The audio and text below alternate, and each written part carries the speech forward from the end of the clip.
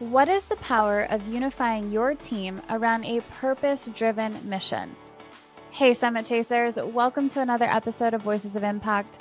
On today's episode, I had the privilege of speaking with Maureen Kornowa, CEO of Home of Hope. She went from commercial real estate to leading a charge against suburban poverty and homelessness. Her transition to the nonprofit sector is not just a career shift, but a mission to transform lives. She's challenging stigmas, reforming broken systems, and leading with kindness. I've also added a clip at the end of the show to show you the impact that Home of Hope is having. But join us now as Maureen shares the power of believing in your mission, the impact of genuine support, and her vision for a world where everyone has a place to call home. Get ready to be inspired. It starts right now. Hi, Maureen. How are you? I'm well. How about yourself? Amazing. I'm so glad to have you on today with Voices of Impact and excited to talk to you about Home of Hope and what it is that you're doing.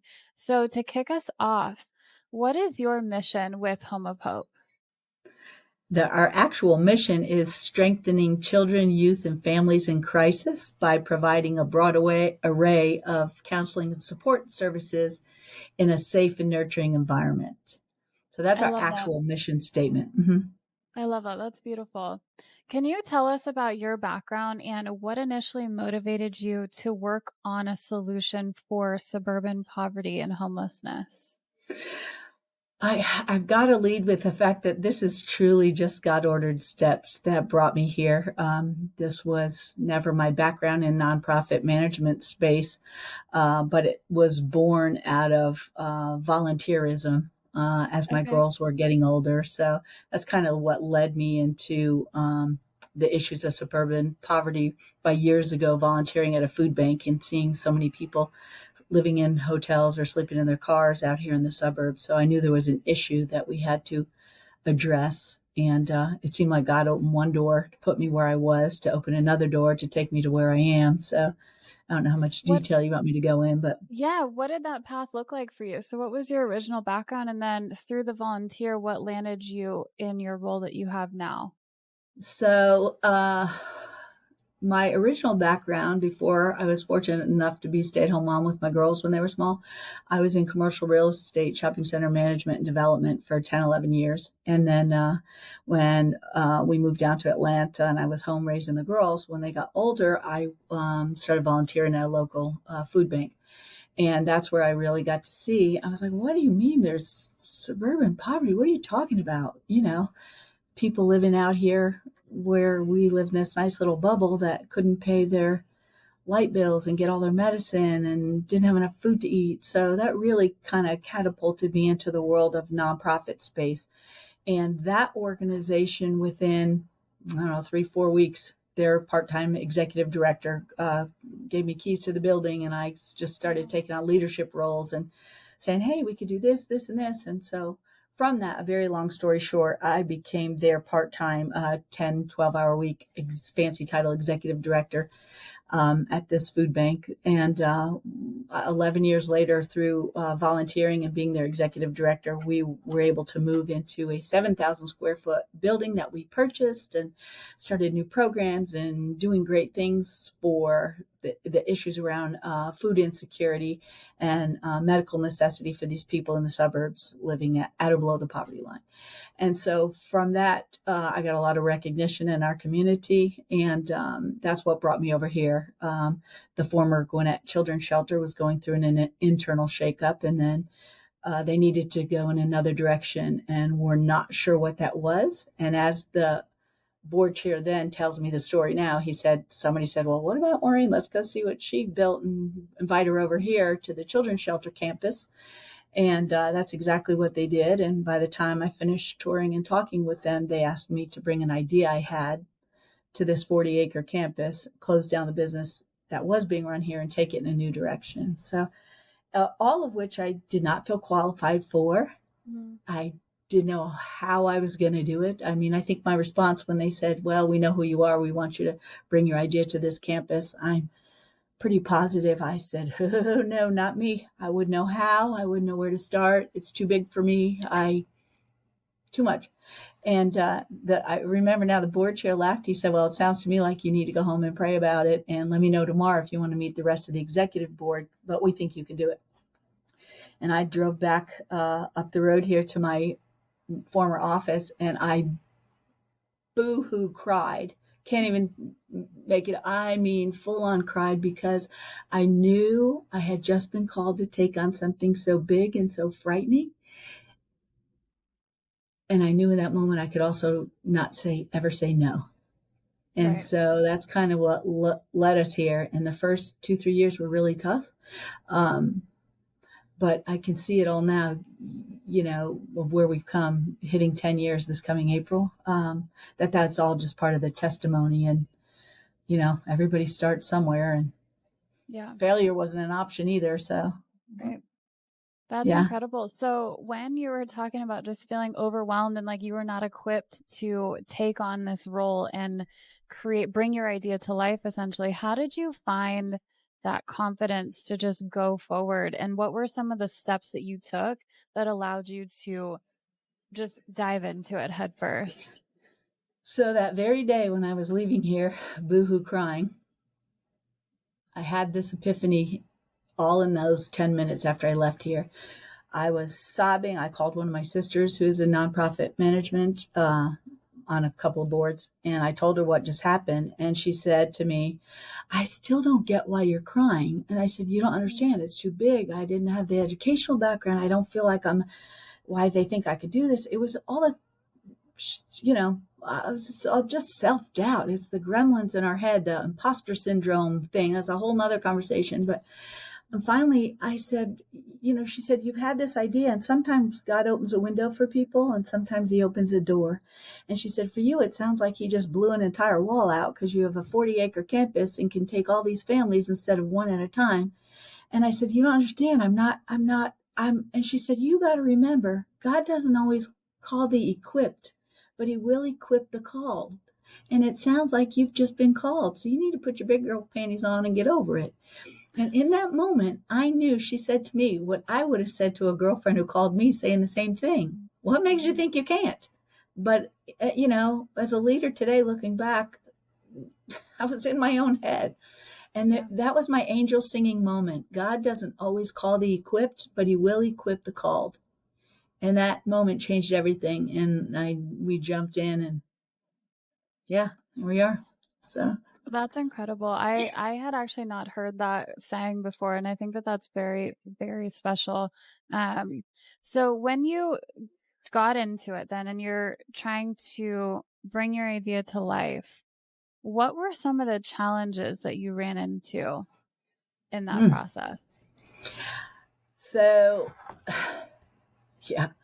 Well, first of all, it was not a popular decision in the county in which we lived, because the former Gwinnett Children's Shelter had morphed into where we were a state contracted nonprofit, private nonprofit contracted by the state to house teenagers through DFACS and Department of Juvenile Justice when I got here. It was a failing business model. They were losing money, needed to go in another direction. And for me, part of the agreement for me coming on board was I wanted to sever ties with the state entirely, get the red tape out of your pocket so we could help a greater number of children in a more impactful way. And for me, that meant severing ties with the state.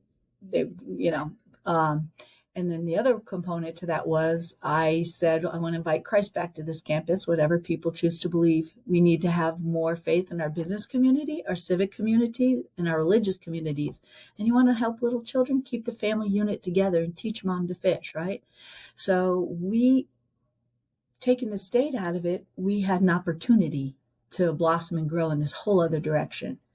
So the challenges were, number one, that was not a popular decision because then it became community-wide. The children's shelter was built to help these kids not sit in a police station, but everybody who was shooting their mouths about why we shouldn't do it, and it was a terrible idea, nobody was writing the check to the money that was being lost in the previous 1 to 3 years, a hefty amount. We needed to go in another direction. And my stance was, we have an opportunity, right? To, if we don't make changes, there were changes to the foster care system. The state had budget cuts. It was no longer a viable business model. There wasn't going to be a children's shelter. So it was unpopular. And I'll tell you the other thing that kind of hurt my heart during that time. I took a lot of flack for it. But the most hurtful was I sat down with a couple other nonprofit leaders back then. They're no longer in their roles, but um, I was not very welcome in the community. One nonprofit leader sat me down and said, now you're going to be applying for pieces of a financial pie that come to the county level, and that's going to cut into what we make. And it was just really interesting to me. And I thought, wait a minute, we're all doing God's good work here.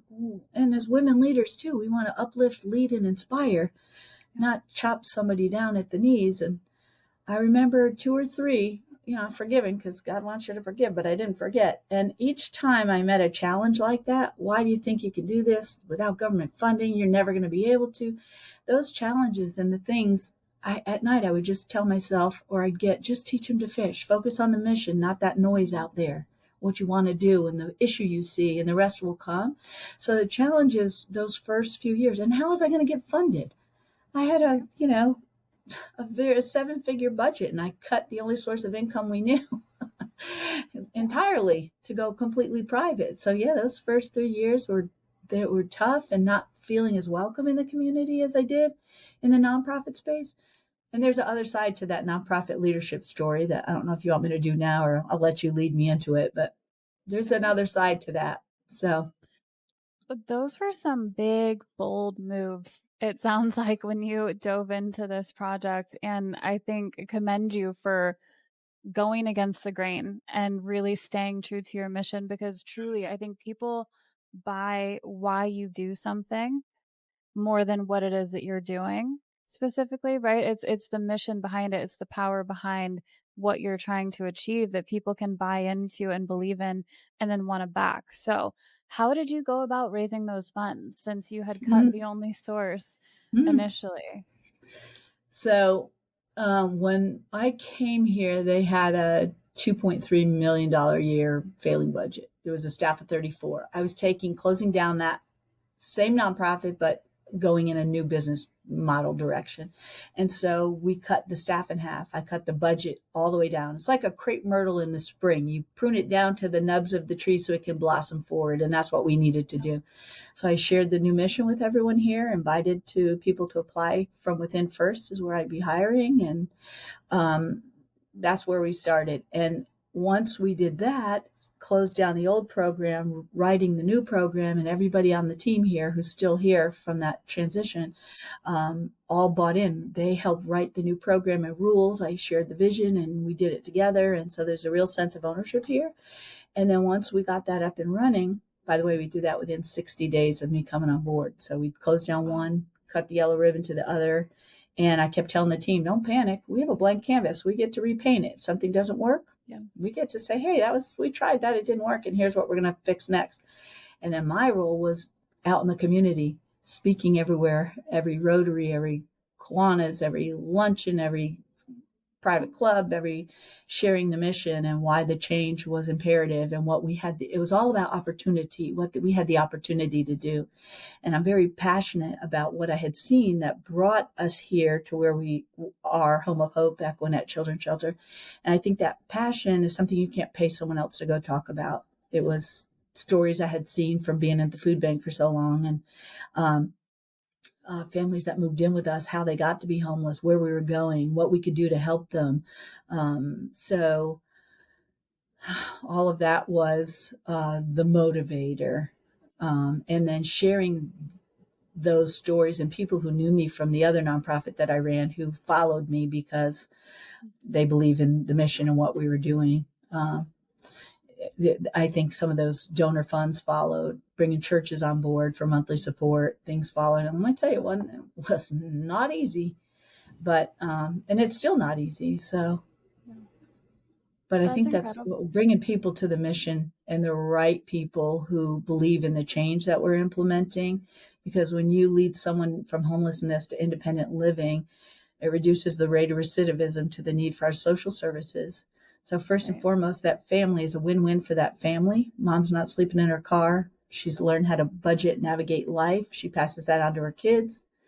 And then we get her off the need for our social services. is the goal, which saves you and I as Right. taxpayers and everybody else. So I have very passionate feelings about the broken system that, that's Yeah. another conversation that involves Right. politics.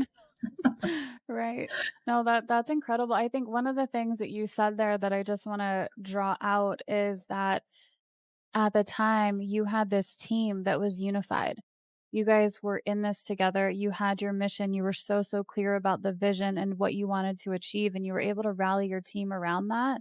And I think that that's something that we actually work with our clients on within Summit Chasers is helping people unify their team around that mission and vision that is just so powerful that it brings everybody together and gets you moving in the right direction. So I think that's awesome that you were able to find those people and have those people around you to make everything really come to life. Some of the other things that I wanted to talk about is when you're talking about the homelessness that you've experienced and the poverty that you've seen in these food banks and through Home of Hope, something that you and I spoke about previously was the stigma around homelessness and how we have this vision of maybe a dirty man under a bridge or just it's not what we think it is. So I want to hear a little bit more about what you've experienced through Home of Hope and so that we can start to switch that stigma around homelessness. It's very much like people that we interact with on a regular basis. Yeah. So I use that when I go speak because to say the word homelessness, it's human nature that we conjure up the image of the guy under the bridge in the inner city, right? It's just human nature. But I can tell you firsthand, it is the beautiful young lady waiting your table, maybe at a Chili's when you go have lunch, and she's living in her car with her three kids or living in an extended stay hotel, something that she can just barely afford, which sometimes they're not the nicest of places and they're dangerous for trafficking and drugs. And I mean, we've gone there and, I've seen it firsthand. So, um, it's the suburban poverty. I want people to think about that word. That beautiful young lady is homeless, hiding in plain sight, right in your own community, right? So I have someone in mind when I tell you this story. She was out here in North Gwinnett County. She was working full time, got her kids in daycare, but she was sleeping in her car in an unofficial safe lot. Um, Out here, we'll just say, out in a shopping center, lighted parking lot. There was a Waffle House nearby at night. She could use the bathroom, but she was in her car. Her son was 9 years old. He was in third grade at the local elementary school right here. And then she had a almost 3-year-old and a baby sleeping in her car. And when they got in here, I was talking to her about that. And her son, at 9 years old, has a weight of the world on his shoulders, right? Yeah. He's getting picked on in the cafeteria where your kids all go to that same school, and people don't think there's homelessness out here in the suburbs. He's getting picked on at the lunch table. One, he can't have friends because his mom says, don't tell anybody, because if you tell someone we're sleeping in the car, the policeman will take you away from me. And she doesn't do it to be ugly to him. She does it because she loves him and she's terrified of losing him, her children, and he's terrified of losing her. Now, this 9-year-old has the weight of the world on his shoulders, and he's getting picked on because he's got the same shirt on 3 days that week because everything she has is in black trash bags in her trunk, and she can only go to the laundromat on Saturday, and she has what Yeah. she has for herself and three kids in three big black trash bags. So to see that young man come in kind of hiding behind mom, and it's another adjustment, and to watch that young man realize he's in a safe environment with people who smile and tell him how great he is every day, and he has one job to do, and that's be free to be kids, right? So and the babies didn't know any different, but that mom continues to work, gets the kids subsidized daycare, and starts working a plan until she can move to independent living. So I want people to be aware it's around you everywhere. It's just hiding in plain sight out here in the suburbs. Right. Wow. That I had chills majority of the time that you were speaking. It's just because you don't expect to hear those stories of the mothers who are working and trying to do everything that they can for their children and then having to sleep in their car because they don't have a space to go. And the fact that you've created that home where they can come and truly have the hope, right, of turning their life around and being able to provide more for their children and learn these skills that then will hopefully carry on throughout the generations and hopefully stop the generational poverty. Because I think that that's a big thing that comes into play. in these Mm-hmm. situations, right? Is it being generational? That's right. And that's what we try. We see two types of poverty coming through the doors: situational poverty, mom, versus generational. And it's a mindset that we have the opportunity to come along and really come alongside and keep that family unit together and get mom on that path to independent living. So, but again, kids have one job to do here. No adult Yeah. conversations in front of kids. Be free to be kids. Go to school, do arts and crafts, play outside, kid stuff. Yeah. So it's pretty That's nice. amazing. And for some of those kids, I would imagine very, very different to what they're used to when they're not with you Yeah. guys at Home of Hope. So that's This is amazing that their you're able to home. provide that. Yeah. Yeah. Yeah. I have a kid story, but you tell me when you're ready for that. I have a Yeah. couple Go that for are it. Let fun. me hear it. I would love to. So I have two actually, but the first one was I was doing a leadership thing in the county, and it was principal for a day in a different elementary school, and I picked our elementary school where our kids go. So some of our boys knew that I was going to be principal for a day, and I told them, if you want to say hello to me, you can, but I'll just, I because people knew who I was coming as the CEO of the children's shelter coming. So anyway, the afternoon session, the full day I was there, they had all the fourth and fifth graders in the library sitting Indian style, and I got to talk about what it meant to what I do and leadership and things like that to these kids. And so I led the session with, can anybody here tell me what they think a children's shelter looks like? So I took about 8 little hands, and they all saw Little Orphan Annie. There was a right. There was a Miss Hannigan. There was chores. It was dark and gray. They were mean there. So I said, you've all seen Little Orphan Annie. Well, let me tell you about Home of Hope. And I described the gates and our lighted basketball courts and the sports fields and the game rooms in each of the houses and all the wonderful things we have here and the bright colors and the things we do. And this little boy, Daquan, from my program was sitting right in the front row. And all the kids, when I was describing it, were going, oh, I want to go there. I want to live there. And Daquan, I could see him right in front of me. He was elbowing his buddy, and he said, that's my house. I live there. And he was so proud. And I will never forget his face and elbowing his buddy. And he was 15 feet in front of me. I could see what he was, I could hear him, and I was watching, and he was proud, and that made me proud. And the other story was 2 Christmases ago, there were 4 little girls here, came in off the bus. They were probably fourth and fifth grade, same school. It was the first week in December. And we heard all this chatter. My director of operations goes down the hall to see what's going on. And she came in my office and closed the door. She said, you're not going to believe this. Well, the little girls were all excited because they had just learned about homeless people who live out here in the suburbs, out here. And their class was collecting deodorant and toiletries and feminine supplies and stuffed socks to give to homeless people. And the girls were telling Renita all about homeless people. And Renita said, okay, well, we'll get you some tote bags and fill up and you can take it in for the homeless people. Those girls had zero idea that they even lived in a shelter. Zero. Wow. They didn't know. They just learned about Wow. homeless people and were sharing.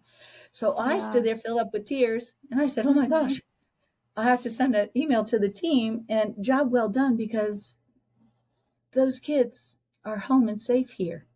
They Yeah. don't know this is a shelter. And job Yeah. well done to the team here. And they participate. Valentine's cards, we make sure they have it.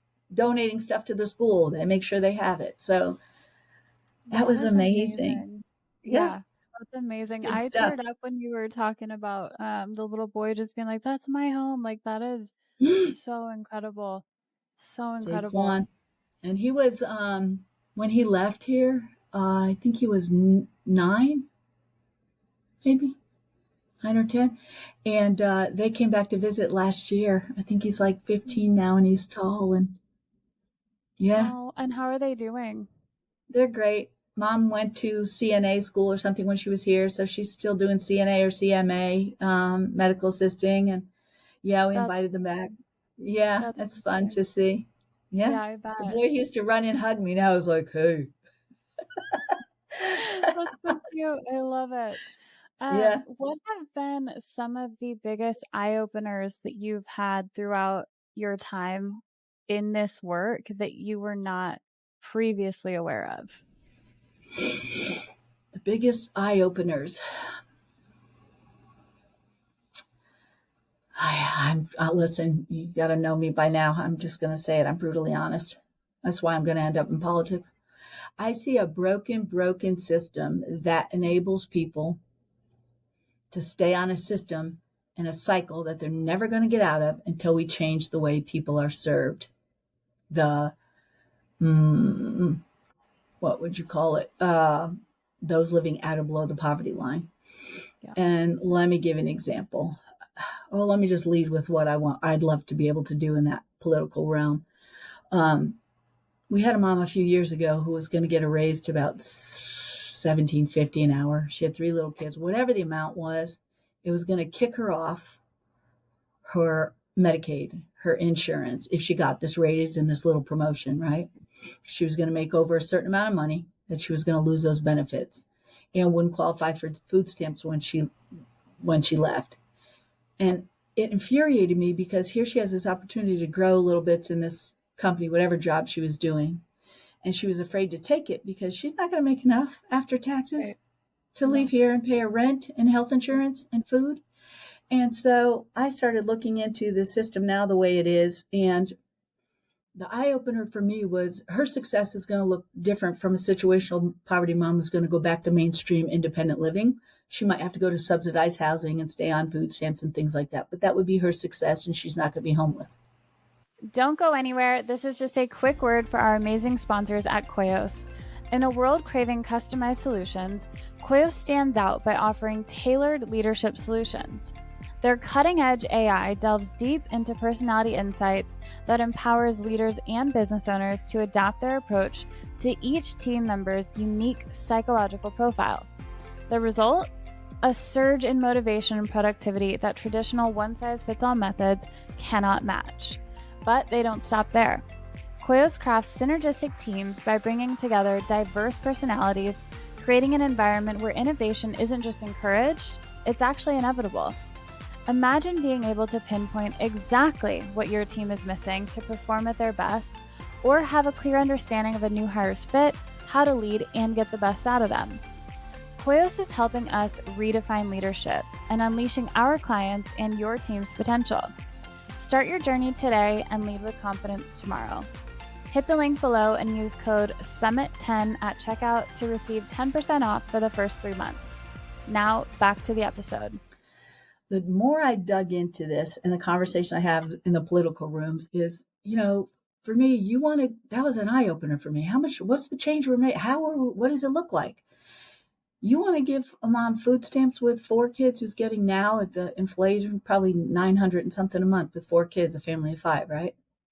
You want to give that lady food stamps? Give it to the mom who works 40 hours a week and makes less than a single parent household livable wage, but works 40 hours a week. Not the one who says, yeah, I'm not working more than 23 hours because I'm not going to get my food stamps. Give it to the mom who works 40 hours a week. Give her the subsidized daycare. Give her the health care. And if you're working less than 40 hours a week, there's a housing authority nearby here. If you're going to live there and you don't work 40 hours a week, you fill the 5-6 hours you're missing each week with public service somewhere. I used to take them at the food bank. They would have to come volunteer somewhere so the 40-hour gap was covered. Yeah. You're investing in something. If you're making less than a single parent household livable wage, but working 40 hours a week, give that mom the help she needs. So that was an eye opener for me. What are the successes are going to look different for each person? And it didn't take the wind out of my sails. It just said, okay, move in this room and learn what you're going to learn, and then go and start addressing the issues of policy. Yeah.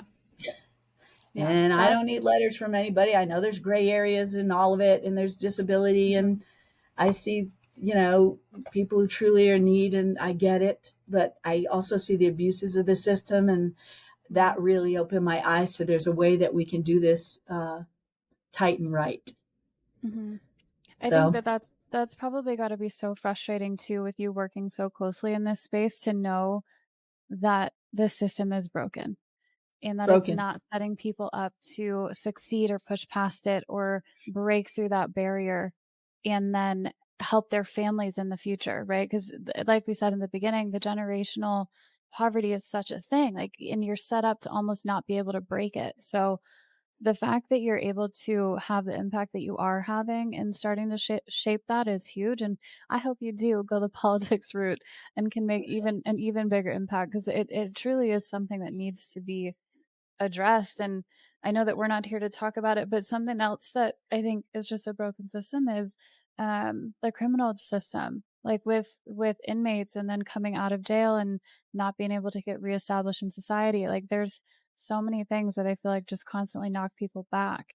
And we should be Mm-hmm. doing the most to just elevate everybody who wants to improve their life and make a Second difference chance and bring, programs, things like yes, that. Mm-hmm. yes, right. So, how has the work you're doing shaped you? I would imagine that it's drastically probably changed just you and the things that you care about and what lights you up. So, what have been some of those changes that you've seen while you've been doing this work?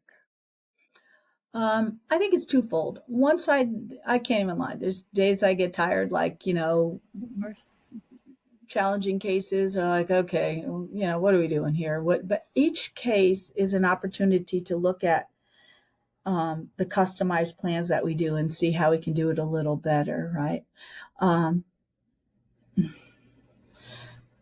I have no doubt that we're making the changes and raising awareness for there's another way to serve the homeless. If I thought we weren't making a difference, I'd have thrown in the towel probably by year 3 when not sleeping and worried about raising money and, it just doesn't end. Um, but when I need my tank refilled, it's easy. I go grab some of the kids here. The children didn't ask to be in the situations they're in. And when a child runs down the hall and hugs me and blows in my heart necklace because I tell them when they blow it fills it with love and it's almost empty when they blow in it. So I open it and they say, Miss Momo, can I blow in your necklace? And I hold it open, they blow in it. Things like the kids. Yeah, I mean, that's where I get, we have them for a short time, but I know we touch their lives forever. So absolutely. yeah, did I answer the question? I kind of went left on you there. That's okay. Yeah, so the question was, how has that work shaped you? Yeah. Um, I stand in judgment of no one. I treat everyone the way I'd like to be treated always at all times, from the person who busses my table to whatever it is, to someone I see Yeah. on the street. If I see someone homeless out there, when my girls were smaller, when I was working at the food bank, I say, oh no. And they say, Mom, please don't stop. Please don't talk to them. I'd have to. I just have to Yeah. see. Everybody's just people and they have a story. Mhm. And sometimes somebody just needs that kind word or a smile or, gee, here's my card. Maybe I can point you to find what you're looking for. Whatever it is. It's shaped me that don't stand in judgment of anyone ever for any reason, because Yeah. but for a stroke of God's hand, it could be any one of us at any time. Right. Right. So I love that that, and I would think be it's how really it shaped me. easy. Oh, sorry. I said that I think that would be how it shaped me the most. Yeah, absolutely, and what a valuable lesson to learn too, because I think it's so easy for us to get caught up and to judge just situations that we're unfamiliar with, things that are different to our what we've experienced in our journey. So to be able to truly see, I'm sure you've seen so much, like we've hardly scratched the surface with the stories that you've shared, but I would imagine that it really just shows that you do not know what somebody is dealing with. You have no idea if your waitress or your waiter is sleeping in their car at night because they can't afford their home. You don't know. So lead with kindness and try to just have a positive impact on every soul that you meet, because you don't know what it might do for their day or for their week or their month. Like you really just, you don't know the power of kindness. And I think if we could all lead with more of that, it'd be a much, much better world. That's right. Lead with a winning smile and a strong handshake, and always leave someone feeling better for having been in your presence.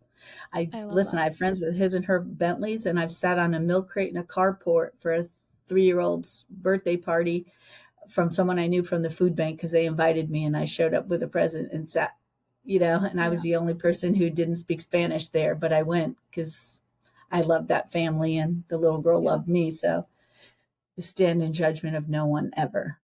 Yep. Something that I want to circle back to, because you left me on quite the cliffhanger, was the leadership side.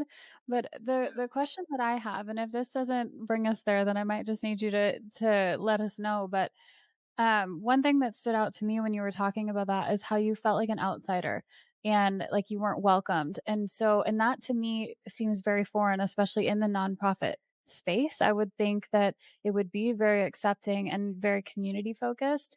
So, because you felt that, what are some of the things that you've done to make sure that others don't feel the same way that you did in that So there's space? a two component answer to your question, because let Sure. me tell you, when I got here at the shelter and I told you there was a team of 34, I had to cut that staff in half and rehire from within. In Hmm. those first couple weeks I was here comes me, Polly Sunshine, right? Never met a stranger. Well, they had been in turmoil for 2 years before I got here. Not throwing shade, whatever happened before me. But anyway, my second week on the job, I came down the hallway. I came in and said, "Good morning." And there were 4 or 5 ladies in the hallway. And I was like, "Hey, everybody, how are you? How's everyone today?" And they stopped, and one of them looked at me. She goes, "Did you want something, boss?" Like that. And I said, "Oh, no, sorry, carry on." And I came in my office, I closed the door, and truly, I started to cry. I was super Yeah. sensitive. That's how green I was. I thought, oh my gosh, they hate me, this and that. Whatever. I was in my own head. I was young, green. And a little while later, she came down the hall. She's my coordinator of food services, still here. She's been with the Oh, wow. company now altogether for 15 years this year. But anyway, she came in and said, "Can I come in?" I said, "Sure, close the door. I'm an open door policy." And she said, "I just want to tell you before when you came down the hall," I guess she saw my face. And she Mhm. said, "We've seen a lot of transition here over the last 2 years, and we just don't know what's going on or who to trust." And I said, "Well, I told you about what I'm about. I'm not going anywhere. And thank you for coming in and telling me that, because that was the most honest thing I heard all day. I'm not going anywhere. I can show you better than I can tell you, and we're a team around here." So, of the team that we now have, full and part time, 365 days a year, 24 hours a day, there are 15 of us, full and part time. And I'll tell you, 7 of the 15 are still here that I rehired from within. Director of Ops is here 20 years this year. Food Wow. Services 15. Someone else 19. 2 5s and 2 10s. So I mean, Wow. so it was something that a leadership role. I didn't even know how to lead that many people. But guess what? Mhm. If you're sick, I'm sick. If we're a team here, that's how it goes. Something's Yeah. on your mind, the door is truly open. I mean, and it's taking care of itself over my whole team will tell you that we're a family here. So Yeah. that was leadership. Community wise was a different story. After I got in my car the second time crying because I was just spoken to so rudely, and I Mhm. just swore that I would never do that to another nonprofit leader. Joined this group through a Gwinnett Coalition years ago, Health and Human Services, who's now another organization. And once a month, they did these CEO leadership roundtable, nonprofit CEO leadership thing. And I remember this one young lady who we're now close. She runs another nonprofit, and there were more people in the room that looked like me than her. Let me just put it that way. And I would notice people wouldn't move their briefcase for her to sit down, and I just noticed she'd be always late. And I started saving her seats, and we became fast friends. And she was a new nonprofit with an under $50,000 a year budget. She was moving in the homeless runaway youth realm, and anyway, um, she'll tell people I'm her mentor. So is somebody else, because I always said, "Hey, let's figure this out together. Come see my office. We get extra this and this that you can give to your team, that we could do." Da, da, da, da, da. Well, fast forward all these years later, there's 7 or 8 of us in the same homeless realm, and some or food insecurity for homeless in the community, and we have rallied around one another, and we call ourselves the sister CEOs because we all happen to be female running I love that. nonprofits. And our goal is to uplift, lead, inspire, and be a place where other nonprofit CEOs can uh, help one another around a table instead of 40 people in a room. We're all part of that group still because we're good players in Mhm. the community, but we've created this smaller leadership circle where, I don't, little things. I got 36 turkeys here. You need them. You've got 20 kids in your teen house or whatever it is. Yeah, it's just a network of women who are there to support. And there's enough Yeah. in this community that we can help one another. And I swore after I was treated the way I was, I have a much thicker skin now too, but I would never ever, and I always invite someone in and see what I do. How can I help you? Oh, there's this grant I wrote. They didn't fund me, but I bet they'll fund you. Let me send it to you. And Yeah, guess what? That's the way we should be behaving. It's all God's good work. absolutely. I love that you were able to turn a situation for you that was hurtful initially into something that allowed people to feel like they were part of something with creating your, I love it. What was it? Sister CEO sisters or something like Sister that? CEOs. I love Yes. that. I love that. Yes. And there's one guy that we invited him to one thing and we said sisters and one mister. I love It was, yeah. I So, love that. yeah. That's amazing. And I think something else that you said there, it's like, do as much as you can for the people around you. Like you just said, like, you didn't get this grant. Hey, but this might work for you. Let me give you this information and see if it'll benefit you. You're just constantly trying to uplift those around you and allow people to succeed or go after their own dreams and missions. And I think that that's incredible. I think we all, and not just me, I'm not patting myself on the back. I'm saying in this group now of us, it's just the way it should be. And you're supposed to do the right thing every day, right? So if Yeah. you tour with me and this mission doesn't call to your heart, I know homeless or runaway youth that can do. We have a church support of ours that does a big funding program every year, but it's invitation only. They met with me 2 weeks ago, and we're talking about their plans for 2024. What were our missions and goals, so that we could still stay aligned. And they give me a large amount of money each year. And so I asked her, I said, are you meeting everyone? Are you taking new people? Because they only fund people who are aligned, that they chose to have aligned. And I've been aligned with them now for several years. And so I told them about my friend's nonprofits, which I need to talk to. You need to have her on your show too, but we'll do that I love after. that. She's amazing. But I mentioned her nonprofit and the way this church wants to rally around and come have hands on. I can't have kids volunteer here for privacy reasons for our other kids. I never allow that, because if you see one of our kids at school and tell people that's the Yeah. homeless kid, we just don't allow it. Yeah. So, but I Right. could put her together with this other group where Mhm. I think this church would rally around her in a big way, and was able to put them together. So Yeah. hopefully funding will follow for her. So good recipes are meant to be shared Yeah. so everyone can taste Absolutely. it. Yep. So, What advice would you give someone who is really wanting to go after their own mission and maybe it's something big and scary, or like you said, it's this idea that you had, but you didn't feel that you were equipped at the time? What advice would you give them to go after it? mm, I remember how scared I was in the beginning, but I never let someone see me sweat, right? Mm. My dad told me, you always lead with a strong handshake and a winning smile, right? And I believed in everything. If you believe that strongly in what you're about to do, um, they say if your dreams don't scare you even a little bit, you're not dreaming big enough, right? And those Absolutely. doors that opened during those difficult times for me, that's God opening doors. Be quiet, sit still and pray about it. And if he opens a door, be open to recognize, to walk through.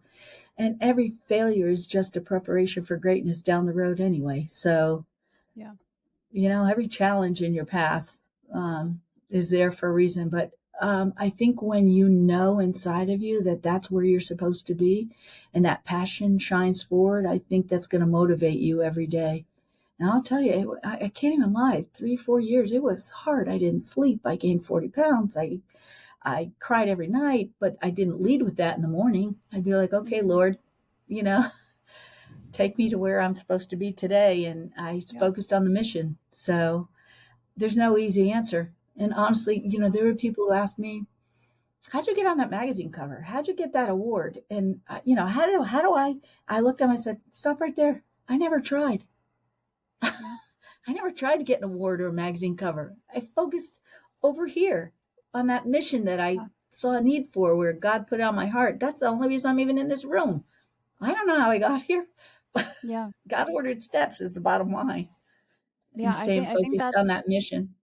Yep, I think that's the advice right there. If you have a mission that you are so passionate about and that you believe in, you go for it and you go forward with everything that you have and call on the people that maybe have a little bit of the experience that you might be lacking. And be able to just speak to them and take their advice and their guidance. But no matter what you do, you go for it if you believe in it and you know that it'll make an impact. Why not? Right?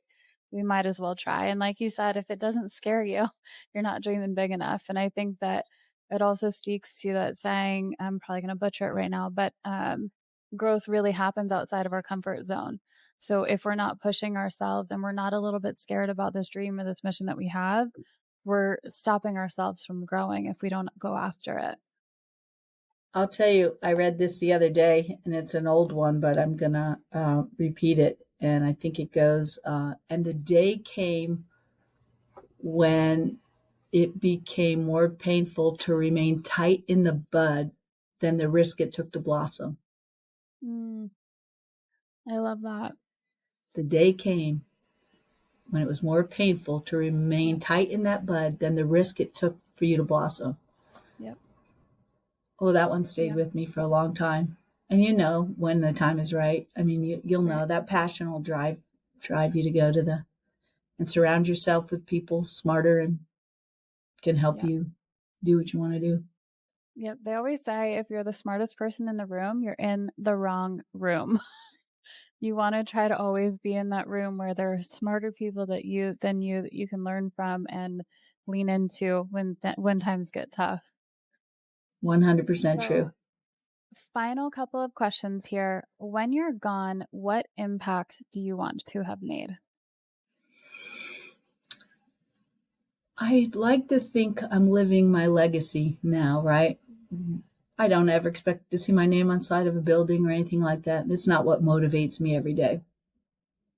But when I'm gone, I think if I touched one person's life, and I know I have, or that little boy on the floor remembers me forever from the lady who he thought was his best friend, or I'm living the legacy that I'd like to leave, and it would be a message of be kind always to everyone, and everybody can do something every day to leave this world better than we found it. That is beautiful. I love that. And final question is, what summit are you currently chasing? Well, that may circle back to that political aspiration, which I'm still kind of praying about. I am being led down that path. And that thought terrifies me, right? The thought terrifies me, but there's something there for me. I know I'm being led into that room. I think I'd have to develop a thicker skin once again, because I think a lot of politicians get into things for the right reasons. And then I don't know, the whole thing terrifies me, but I'm being led in that direction. And here internally, so we're hitting 10 years, right? And the issue of suburban poverty is real and out there. So is the issue of affordable housing. So what can we do and change as the world around us is changing to meet the current needs of what's out there? Let's just talk about the Atlanta market with the lack of affordable housing and not paying single parent household livable wages, and the things that take me back to politics is, do we have an opportunity to expand on the program that we have here?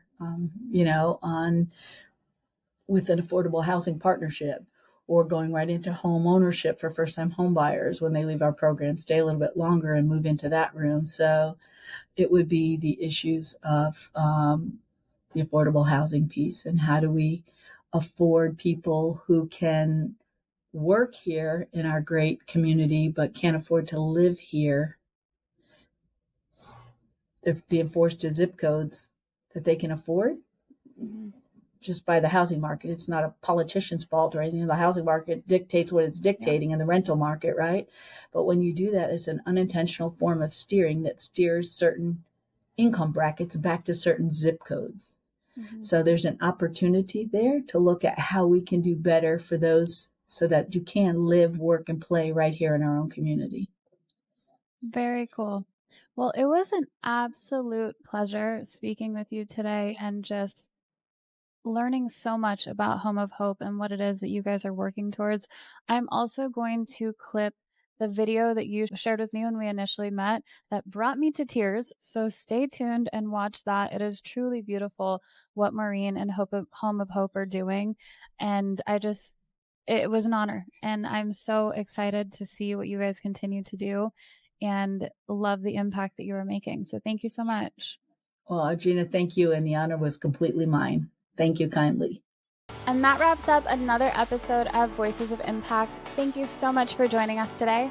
If you found value in our conversation, please don't forget to like, share, and subscribe to our channel. For more inspiring stories and actionable advice, make sure to hit that notification bell so you never miss an episode.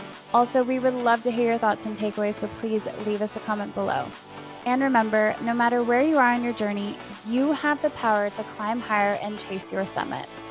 Until next time, Summit Chasers, keep pushing forward and stay inspired.